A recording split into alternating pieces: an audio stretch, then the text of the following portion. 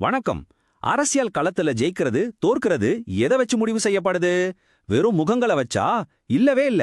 அதுக்கு பின்னாடி ஒரு ஆழமான வியூகம் இருக்கு. இன்னைக்கு நாம ஒரே ஒரு தேர்தலுக்குள்ள போய் அந்த வெற்றி திட்டத்தை அலசி ஆராய போறோம். வாங்க பார்க்கலாம். நம்ம எல்லாரும் தேசிய அளவுல நடக்கிற அரசியலை பார்ப்போம், பெரிய தலைவர்கள் பேசுறத கேட்போம். ஆனா உண்மையான தேர்தல் போர் எங்க நடக்குது தெரியுமா? அது ஒவ்வொரு தெருமுனையிலும், ஒவ்வொரு கிராமத்திலும், ஒவ்வொரு வீட்டு வாசலிலும் தான் நடக்குது. வெற்றி அங்கதான் விதைக்கப்படுது. அப்போ இந்த மாதிரியான போர் திட்டங்களை கட்சிகள் எப்படி டிசைன் பண்றாங்க?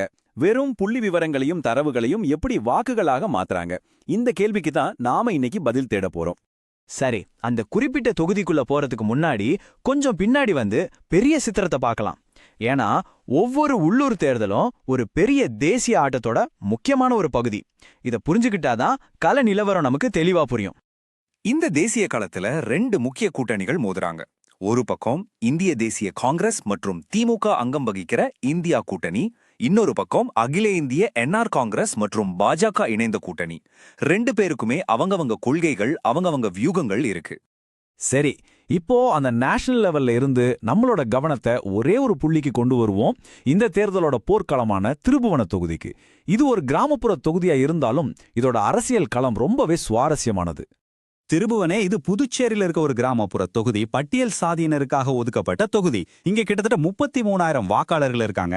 ஆனா இங்க இருக்கிற மிக முக்கியமான விஷயம் என்னன்னா வாக்குப்பதிவு எப்போதுமே 85% 90% வரைக்கும் ரொம்ப அதிகமா இருக்கும். இது என்ன காட்டுதுன்னா இங்க இருக்கிற மக்கள் அரசியல்ல எவ்வளவு தீவிரமா ஈடுபாட்டோட இருக்காங்கன்னு காட்டுது. அதனாலேயே இந்த தொகுதி ஒரு முக்கியமான போர்க்களமா மாறுது.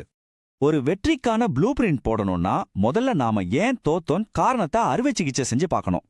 2021 தேர்தல்ல என்ன நடந்தது? அந்த முடிவுக்கு பின்னாடி இருந்த காரணிகள் என்ன?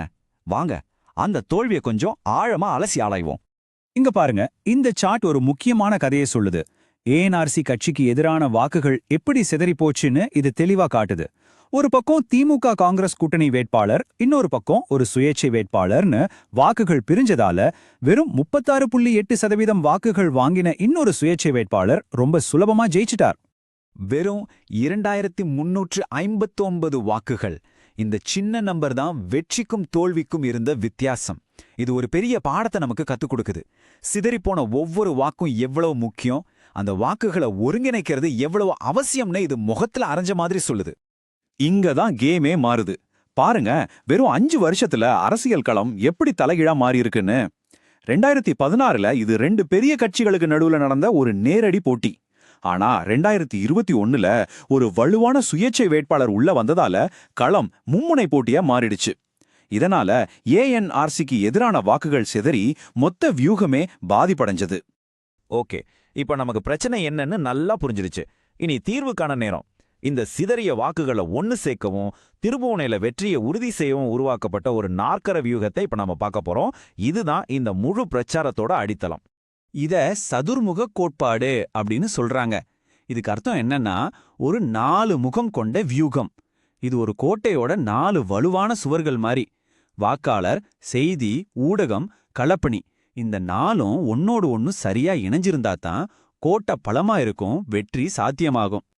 இந்த 4 முகங்களையும் இன்னும் கொஞ்சம் ஆழமா பார்க்கலாம். முதல்ல வாக்காளர் மற்றும் அவங்களோட பிரச்சனைகள்.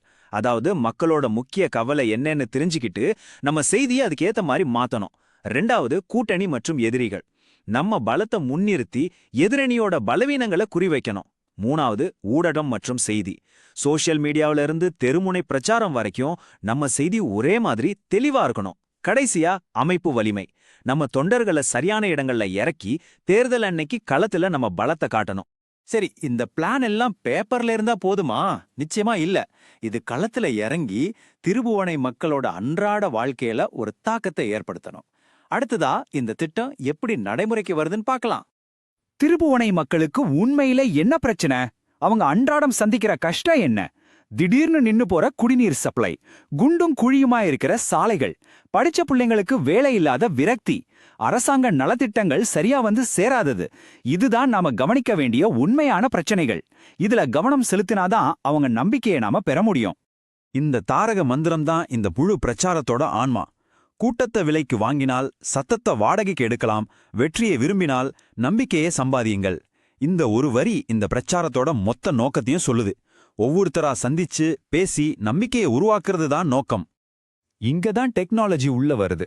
இதுதான் டேட்டா ட்ரிவன் பாலிடிக்ஸ். எல்லாருக்கும் ஒரே மெசேஜ் அனுப்புறதுக்கு பதிலா தரவுகளை வச்சு ஒவ்வொரு வாக்காளர் குழுவையும் குறிவைக்கிறோம். அவங்களோட குறிப்பிட்ட தேவை என்ன, கவலை என்னன்னு புரிஞ்சுக்கிட்டு அதுக்கு பதில் சொல்ற மாதிரி செய்திகளை அனுப்புறது. உதாரணமா, ஒரு தலித் குடும்பத்துக்கு அவங்க பிள்ளைங்களுக்கான கல்வி உதவித்தொகை பத்தின தகவல் போகுதுன்னா, ஒரு மூத்த குடிமகனுக்கு அவரோட பென்ஷன் பத்தின அப்டேட் போகுது. அப்போ இந்த மாதிரி ஒரு டீட்டெயில்டான டேட்டாவை மையமா வச்ச அப்ரோச் தேர்தல்களோட எதிர்காலத்தை பத்தி நமக்கு என்ன சொல்லுது? இதுதான் இனி அரசியல் பிரச்சாரத்தோட புதிய யதார்த்தமா இருக்க போகுதா? இதிலிருந்து நாம கத்துக்க வேண்டிய மிக முக்கியமான விஷயம் என்னன்னா, அரசியல் பிரச்சாரங்கிறது இப்போ ரொம்பவே மாறிடுச்சு. இனிமே அது வெறும் பொதுக்கூட்டமும் மேடை பேச்சும் மட்டும் இல்ல. அது ஆழமான டேட்டா அனாலிசிஸ், தொழில்நுட்பம், அப்புறம் வாக்காளர்களோட தேவைகளை உள்ளூர் அளவுல புரிஞ்சுக்கிறது பற்றியது. வெற்றி அந்த புரிதல்ல தான் இருக்கு. இப்போ நம்ம முன்னாடி நிக்கிற கேள்வி இதுதான். ஒவ்வொரு வாக்காளரோட தேவையையும் குறையையும் டேட்டா மூலமா நம்மால புரிஞ்சுக்க முடியுதுன்னா, இந்த தொழில்நுட்பத்தை எப்படி நாம இன்னும் பொறுப்பான, வெளிப்படையான மக்களாட்சி தத்துவத்தை வலுப்படுத்துற ஒரு சமூகத்தை உருவாக்க பயன்படுத்த போறோம். இதுதான் நம்ம முன்னாடி இருக்கிற சவால். இதுவே நமக்கான வாய்ப்பும் கூட. இந்த விளக்கத்தை கேட்டதற்கு நன்றி.